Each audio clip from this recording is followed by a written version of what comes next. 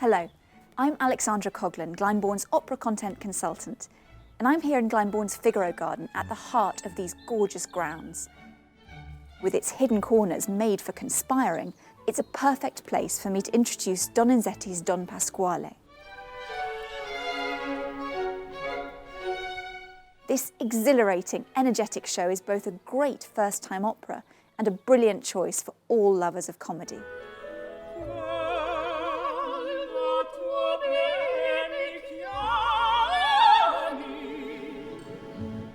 Almost the last opera Donizetti wrote, Don Pasquale was the climax of a glittering career.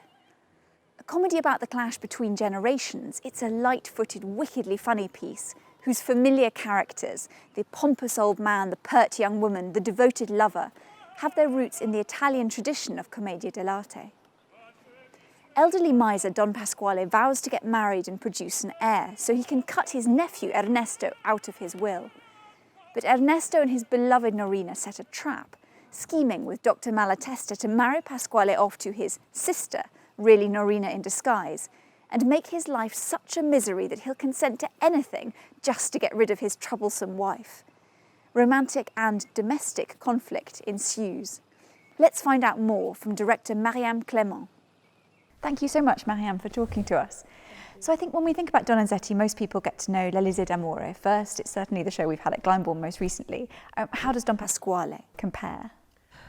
Don Pasquale is another one of those Donizetti comedies. I mean, in many ways, it's if you like Élysée, you will like Don Pasquale.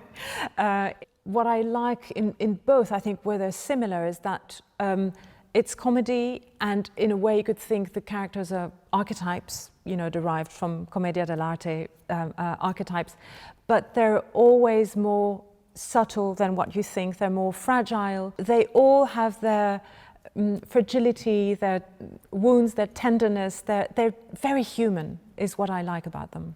I was rewatching it recently and I was struck sort of afresh by this question of the plot of an old man chasing a young woman. Can we still watch that and laugh at it in the same way as Donizetti's audience? There is space in the piece, you know, there is space for thought, for depth, for subtlety, for reflection. And I think that's true of most of the opera repertoire. Otherwise, I wouldn't want to be doing it. And I think that's what our mission is, not from a moral standpoint, but from an opera lover point of view, is keeping these pieces alive. That doesn't mean modernizing or transposing. It means rereading them and finding their relevance. If you can relate to it throughout the centuries, then it's probably a good sign. And we can relate to these pieces today, definitely.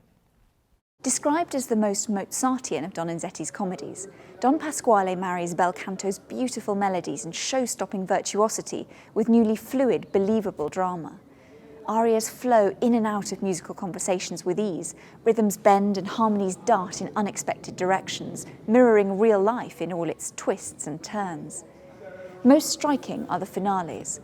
Donizetti shakes off the dead weight of the traditional operatic finale, enormously complex multi-part set pieces that bring each act to an emphatic end, and experiments with simpler, more flexible forms that let the drama speak for itself.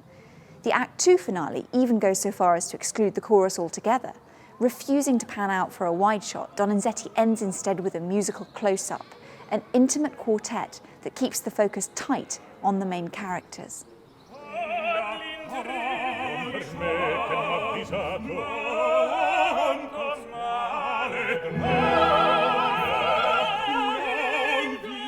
Bel canto opera is all about dazzling, high-wire feats for its singers. Music that challenges them to sing higher, lower, faster, softer, or more sweetly than any rival. There's one particularly memorable example in Don Pasquale. The gullible Pasquale and his scheming friend Malatesta are concealed in the garden, hoping to catch Pasquale's new wife with her lover, or so Pasquale thinks. As the two unfold their rather different plans, the layers of intrigue and deception are gradually exposed in music that works itself up into a frenzy of speed. Words become all but unintelligible in a glorious tangle of plot and music. Each singer vies to outpace the other, And in any good performance, the musical roller coaster is always very close to coming off the rails.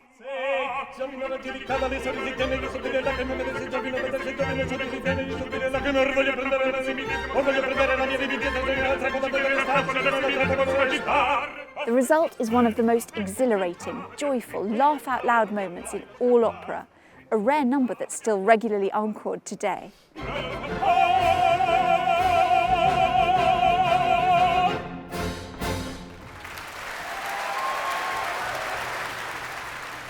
Here to tell us a little bit more about comedy in the Opera House is Chris Addison. The first thing that you have to have for comedy is an instinct, and that is you either have that or you don't. It sounds like a terribly self-aggrandizing thing to say, that I feel, but there is a truth to it. It is a very musical set of skills, weirdly enough, because rhythm and timing are huge parts of what go into comedy. How does that translate into an environment in which you bring music into the mix, especially something like opera where pacing and timing is so much out of your control? Absolutely, it's very, very complicated. One of your jobs as an opera director, I suppose, is to find stuff which is outside the specifics of the libretto and the score, and to add that in. And Marianne Clément is very good at that. And one of the things that she tends to do is that she will take a really minor character or a non-speaking character or non-singing character and give them quite a lot to do. So in Don Pasquale, there is the servant. She's able to sort of do stuff in the background and add to things without kind of drawing focus from the singing. And that's one of the sort of the principal methods by which Marianne tends to put comedy into her productions. And when it comes to operatic comedy, you know, Donizetti is one of the composers we see most often. We adore his comedies. What is it about his shows that makes us laugh? The thing about Donizetti is that the roots of his shows, the comedy in his shows, is also the roots of comedy in lots of other things.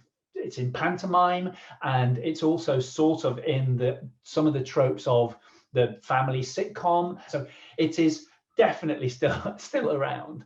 And one of the things about Donizetti's shows is that it has those very solid roots, I think. With this production of Don Pasquale, you know, one of the things that Marianne has done is to bring out the complexity of the characters, because as she herself talks about, you know, Pasquale, he's sort of the butt of the joke, but at the same time, he just wants to have kids. He's just an old dude who sort of wants to have a family. The first thing he sings about is imagining seeing them grow. Like, there's tremendous bathos in the best and best remembered comedy. There's absolutely nothing wrong with making comedy that is funny and bleak. I think it's possible to do more than one thing at once, and we do ourselves a disservice when we start to say, well, you can't put that thing in that because that messes with the tone. I think that is a genuinely great thing to do in comedy, but I also like people slipping and falling over.